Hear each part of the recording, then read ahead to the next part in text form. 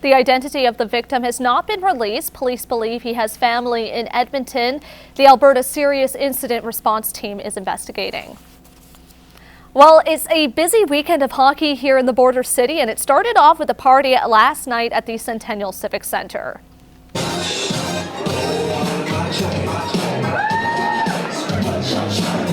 It was supposed to be a tailgate party ahead of the Battle of the Badges hockey game, but due to weather, the event had to be moved indoors. But as you can see, lots of fun was still had with a flash mob, hockey puck juggling, and lots of photo opportunities. We will have a full recap of the Battle of the Badges later in the show. But first, locals braved the cold temperatures and blistering winds for the first day of hometown hockey in downtown Lloydminster. From live entertainment to autograph signing, there was a lot to take in.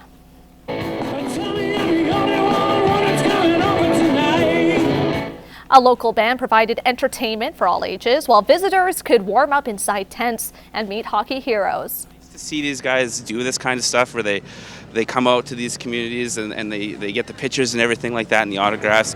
It shows that hockey is a big part of the community and it's a big thing for the fans. There was also hot food to eat, a clown to see, and of course hockey to play. I love it. It's just something for us to do during the weekend.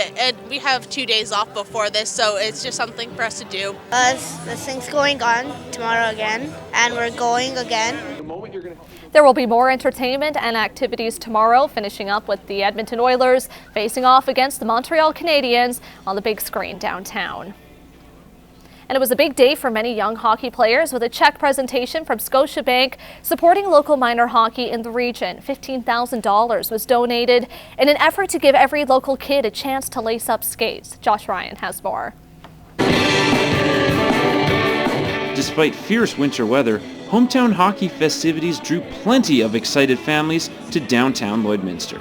They were really excited, and especially when I spoke with the minor hockey associations, I was talking to parents through them as well, and they were really excited. It's part of rural hockey, right? And for younger minor hockey associations, this is a great event. They get to come out and see some of the superstars, right? Some of the alumni, and maybe even see Ron McLean.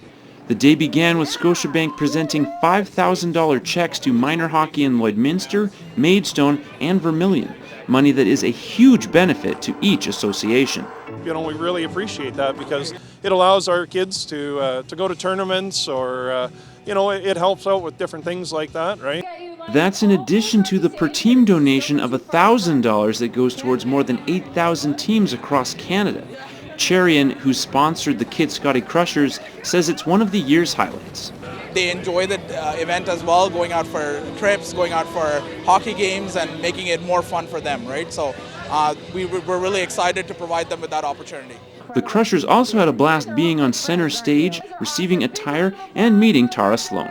The girls got some jerseys out of the deal and got to have fun on the stage, and tomorrow they're going to do a cheer in the Cheer Like Never Before contest on the main stage here. That's what it's all about in minor hockey, is having fun. There's already interest and excitement in the possibility of hosting the event again within a few years. I hope so. I look forward to it. As I said, it has to go through all the communities across Canada, so we do about 23 to 24 each year. And in the meantime, the partnerships between local groups supporting community hockey will only continue to grow. Josh Ryan, Newcap News.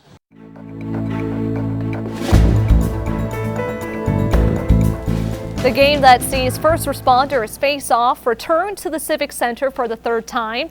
Angie Mellon has more on the game and the fans and the rivalry.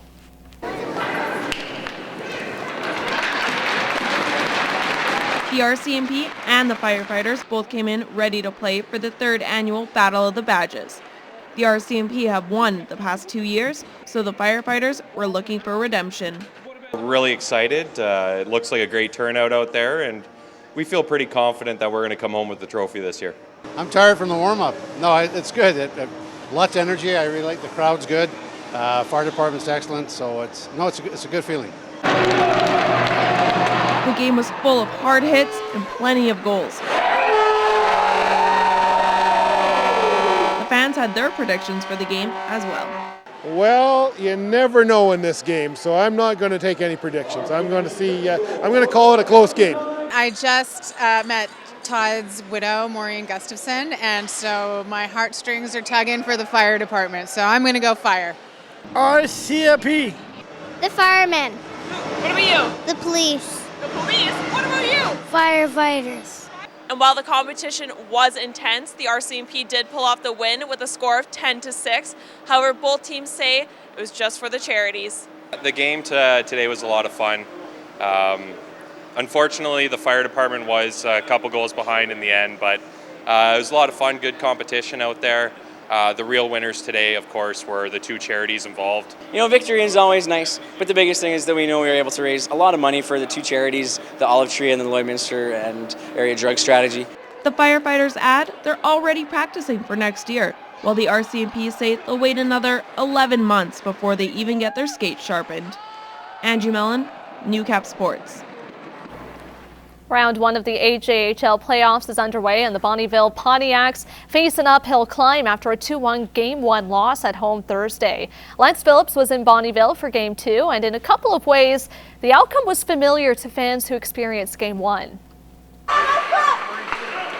Bonnyville is back in its best-of-3 series with Sherwood Park after a hard-fought 2-1 overtime win Friday. The Pontiacs dominated play most of the game, but couldn't capitalize on chances. In overtime, the team scored twice, the first called back for goaltender interference, but Bonnyville continued to pressure and was rewarded 4-13 into the extra frame. It's about making sure that we wait and be patient with our structure, wait for breakdowns to occur, and that's usually the determination of how teams are going to get success in overtime periods. It's the ones that don't push offensively, don't cheat offensively, make sure that they do their job defensively, and then wait and create those breakdowns from the other team. In 2 games, the Pontiacs have put 84 shots on Crusaders goaltender Brandon Vogel, yet have 3 goals to show for their efforts. A change of pace for a team that finished 3rd in AJHL North scoring. That's playoffs. Goals are hard to come by. It's a whole new level of hockey, so you just got to continue to battle through and get those greasy goals. It's not always going to be pretty in playoffs. They do get frustrated because they're going to the net hard. Their guy's hot. We're doing everything that we can, and their guy just is continually over and over preventing us from really getting rewarded offensively. And so, again, it's a coach's job to make sure that we stay positive. But at this point of the year, we've got 21-year-old leaders that are tremendous, and they've been here before. And those are the guys that are reminding everybody on the bench that we're okay here. Swan also made the point of saying that executing their systems becomes even more critical with this series shifting back to the Sherwood Park Arena, a building that has been notoriously tough to win in all season. But it hasn't been that way for just the Pontiacs. The rest of the AJHL combined for just 8 wins in the building all year. And if the Pontiacs can figure out how to win there, it will set them up nicely for the rest of the playoffs, considering this series may be their only with home ice advantage. Lance Phillips, Newcap Sports. And the Lakeland College Rustlers women's volleyball team could be boasting another banner on their walls as they take on the Camosun Chargers tonight for gold at the CCAA National Championships.